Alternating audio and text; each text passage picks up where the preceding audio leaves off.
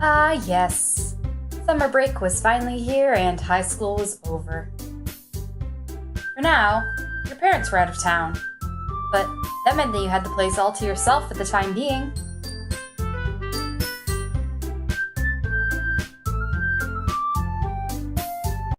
What can I do for you, Master? Eh? Who are you? I'm your new maid. Didn't your parents tell you about me? No.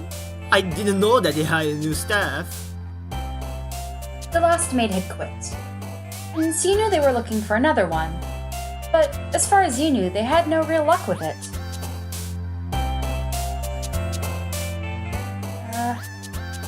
So, what's your name anyway? Yuri. She talks very softly and doesn't turn to face you. She doesn't look that much older than you. Are you still in high school? Yes. Apparently, she went to a local public high school.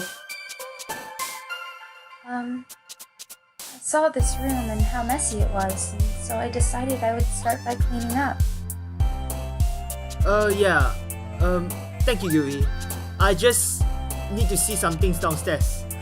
I will be back in a minute, alright? Okay. You grumbled to yourself angrily. No doubt your parents had really hired her to keep an eye on you while they were gone. Why couldn't they trust you?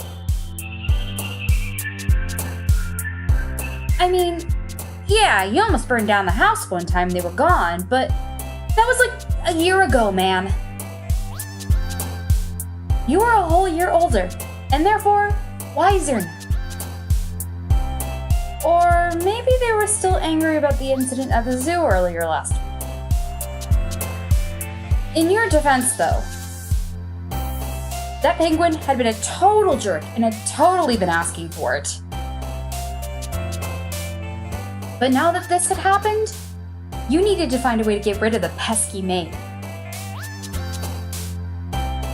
You thought it would be easy for you to get her to quit. By constantly bullying her. After all, you had managed to get all the other 9 personal tutors your parents had hired for you to quit as well. So, getting rid of this one girl would probably be easy.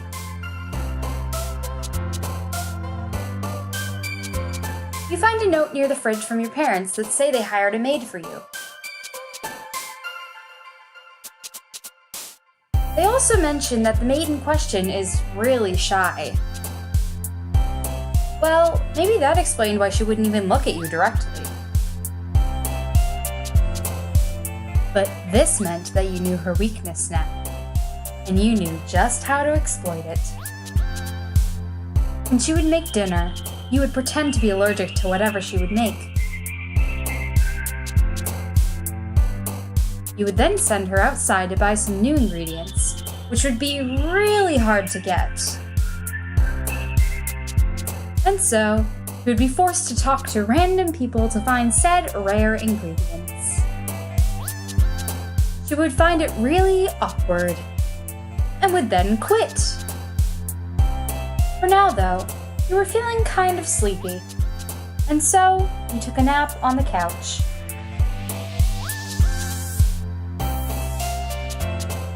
You woke up. You had the weirdest dream. You were in a house in a foggy forest, and there was a vampire inside, but she looked just like your maid. Man, that was weird. Master, I have your dinner ready for you. But before that, I just wanted to thank you. Thank me? What for? For this job. I'm grateful for it. I really needed this. And I guess if you weren't here, then I wouldn't have been given this task. So, thank you. You didn't get why she was thanking you. And it was annoying. You were now feeling sorry for her and didn't want to give her any trouble like you were planning to. Well, yeah, it's fine. Honestly though, the way that your parents described how I would have to take care of you, I thought I was going to be dealing with some 5-year-old.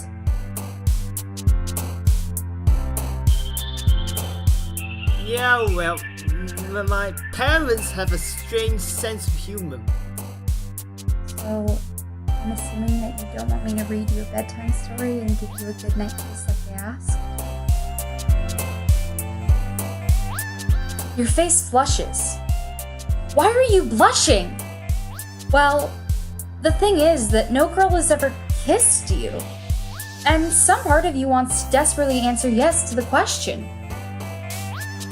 Of course, if you want to, I'll still do it for you.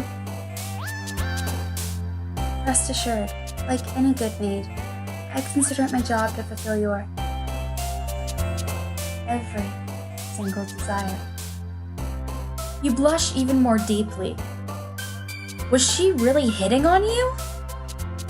Or was your dirty mind taking an innocent comment out of context? No, of course not. You didn't even need to bother with dinner. I was just thinking of ordering pizza. Really? Oh, I'm sorry then. I didn't know that you'd be in the mood for pizza today. But if you have gone out of your way to make something, I'm sure it will be delicious. I look forward to it. You had completely abandoned your plan of faking an allergy by this point. You didn't know why, but you began to suddenly have a warm feeling in your stomach whenever you looked at Yuri. The food was delicious and elegantly made, and Yuri watched you out of the corner of her eyes the whole time. She still didn't look comfortable enough to talk to you face to face, it seems, but you were beginning to enjoy her company. Neither of you really say anything though, and so it begins to get awkward. So, why aren't you eating? Maid can never eat before her master or in front of him. I don't really care about that. You can eat too. I must refuse. Okay then. So anyway, tomorrow I'm going to the store to pick up some new video games. Let me accompany you. You kinda don't have to. No. A maid such as myself should always accompany her master. You finish eating. It was really good. Thanks. You're welcome. Now, about that bedtime story? I think I just said that it wouldn't be necessary. No, I mean to say, well, I think you intend to spend most, if not all of your summer break playing video games. Is that right? Well, yeah. That is the plan. But you should take the opportunity to broaden your horizons. I have a book that I think you would enjoy. Sorry, but after school's over, the last thing I want to do is look at another book. Oh. She looks crestfallen. But I guess I wouldn't mind reading a bit, just to see what it's about. Great! The two of you sit down on the sofa, and she holds up the book between the two of you. The two of you are sitting awfully close together.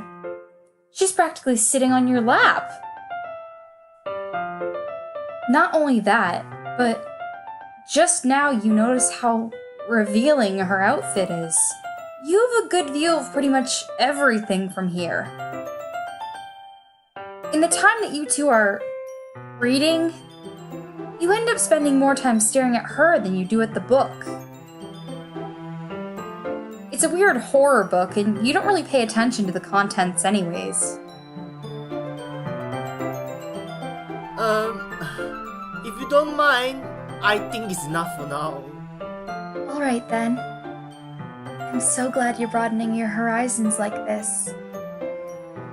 And then she suddenly leans over and kisses you on the forehead. Good night, Master.